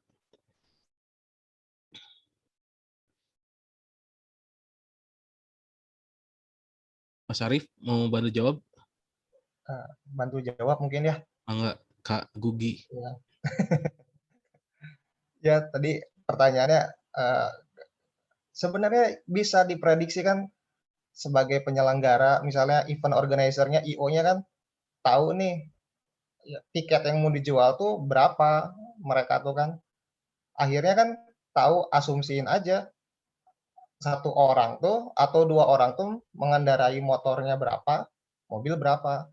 Jadi intinya ya kita di dunia engineering apalagi di teknik sipil, kita bisa berasumsi dan kita bisa melakukan pendekatan dari angka itu. Jadi dari asumsi-asumsi itu kita kan bisa tahu tuh misalnya untuk venue yang tadi di Pusdikzen itu misalnya 2.000 orang, ya asumsiin 2.000 orang misalnya anggap bagi dua gitu, misalnya satu orang naik motor gitu semua atau naik mobil. Nah, jadi ya bisa diasumsikan. Jadi ya dari sana bisa direkayasa akhirnya kapasitas parkirnya berapa, terus pengaturan sirkulasinya pun seperti apa gitu. Jadi masyarakat di sekitar juga nggak terganggu kan intinya. Atau misalnya emang tiket yang dijualnya banyak tuh, misalnya IO-nya tadi acara musiknya banyak, band-band terkenal, ya dialokasikan ke parkir yang lapang yang lain gitu. Jadi nanti dari sana baru diarahkan jalan. Jadi itu tergantung panitianya sih, dan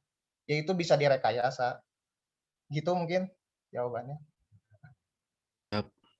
Oke, siapa? Ya, itu jadi memang fungsi kita sebagai perekayasa ya, semuanya harus bisa kita lakukan gitu ya. Nah, itu juga saya ingatkan juga itu bisa jadi satu kajian ilmiah ya, walaupun hanya pensi misalkan. Itu jadi saya ingin membangunkan insting-insting ilmiah mahasiswa, teman-teman mahasiswa di sini gitu. Jadi dari berbagai hal yang ada di hadapan kita bisa dijadikan penelitian gitu. Ada lagi yang mau bertanya?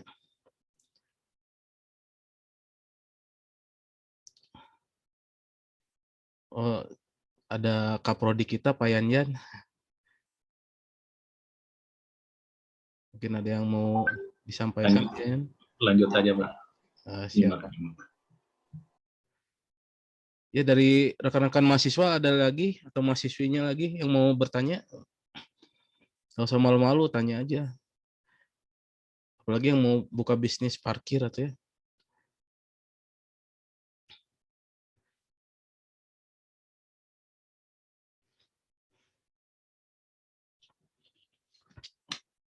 Ya, nanti juga di Widya Tama sendiri juga nanti akan belajar tentang perparkiran itu di mata kuliah, kalau nggak sistem transportasi ya di keselamatan transportasi bersama saya gitu ya.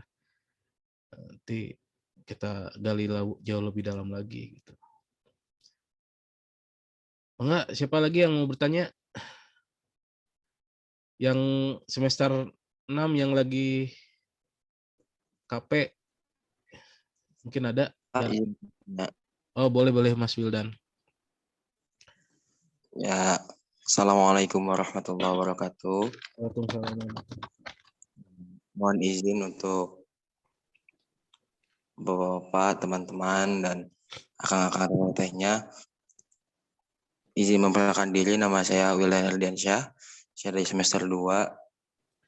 Izin bertanya, mungkin nggak ke arah ke administrasinya, lebih ke arah kayak apa ya, gimana cara menanganinya gitu, tapi dengan pandangan kayak desain bangunannya kah atau grafiknya kayak gitu Pak.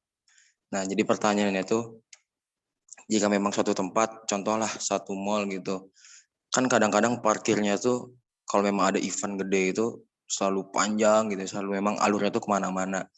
Tapi terlepas dari beberapa tempat penerimaan tiket yang tersedia gitu, terlepas dari itulah Pak. Jadi gimana caranya nih si alur bangunan itu bisa diakalin supaya antrian motor itu nggak terlalu panjang gitu Pak. Oh ya, siap, makasih. Mangga, ada yang Makasih, Pak. menanggapi?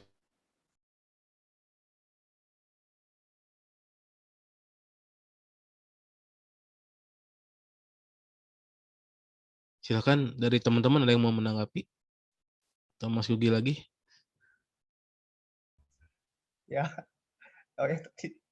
Ya, jadi mungkin yang tadi itu sifatnya tadi itu temporari kan, sementara. Jadi eventnya kan nggak tiap hari tadi ya, kaitannya sama event ya, Mas Wildan?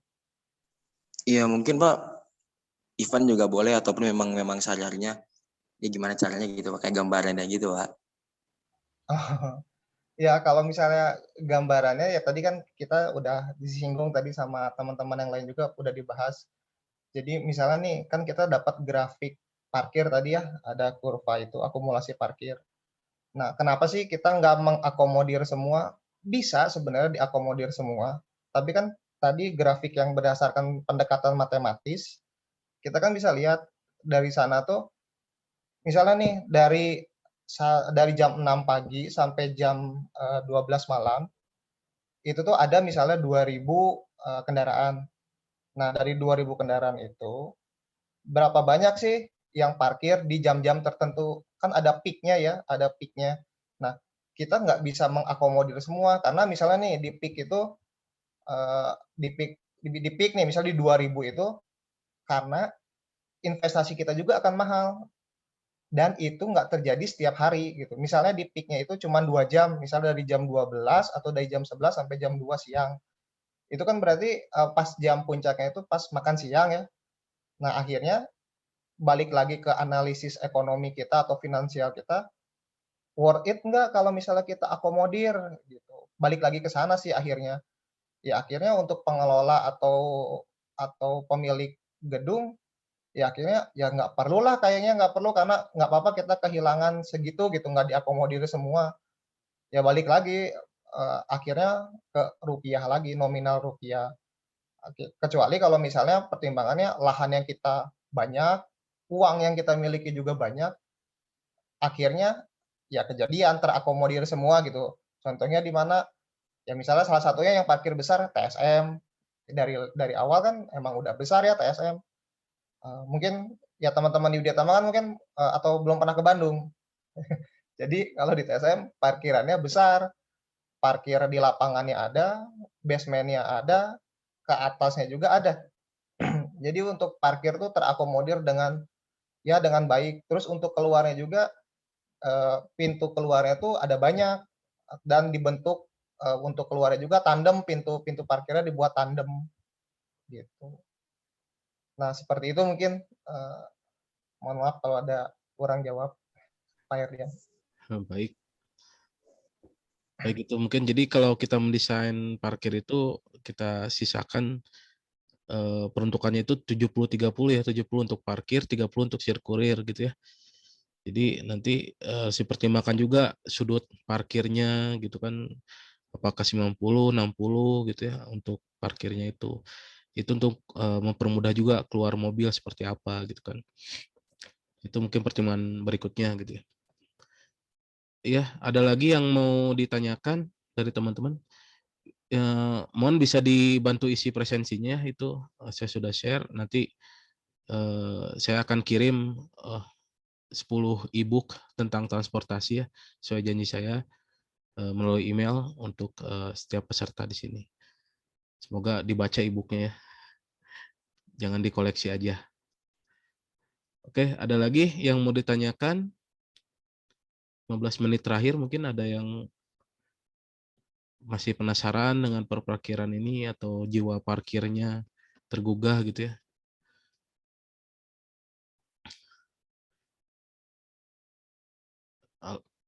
Oke, ada? Apakah ada?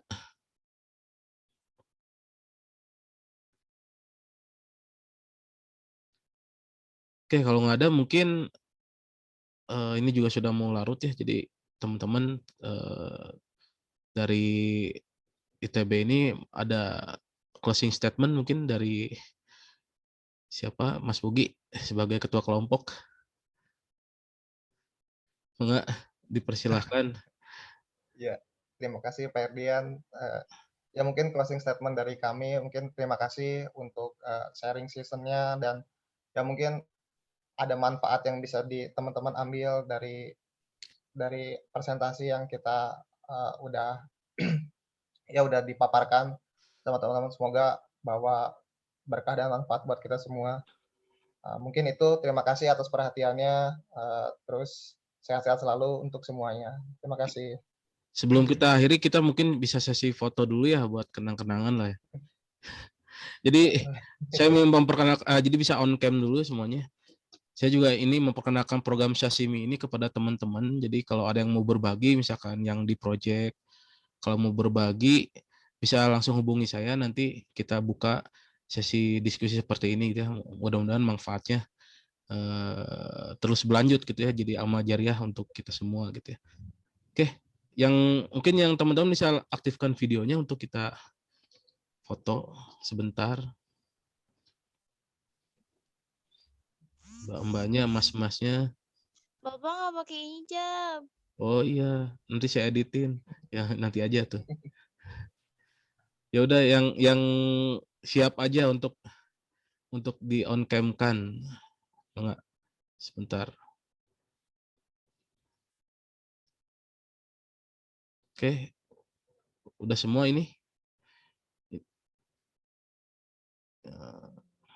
Nah, ini Bang Rui, Bang Jason yang dari Timor Leste mungkin bisa bantu kameranya di on kan. Mbak Priyanka,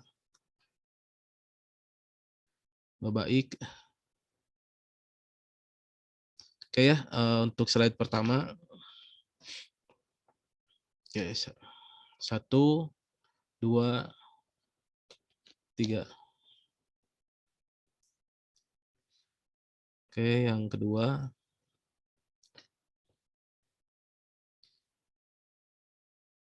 Satu, 2, 3.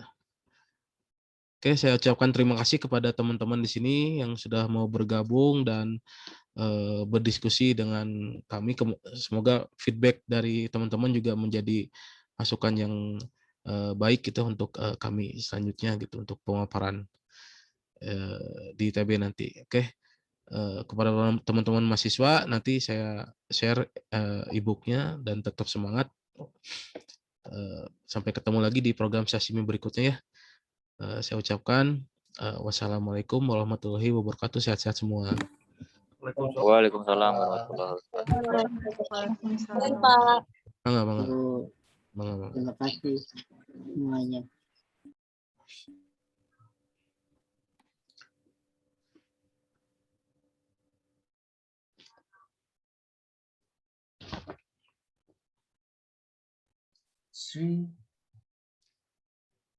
Mau nyanyi Mas Rofi? Enggak, salah. Kirain mau ditutup dengan ini lagu. Oke, udah ini saya stop ya. Masih teman-teman, sukses selalu. Terima kasih, Kak.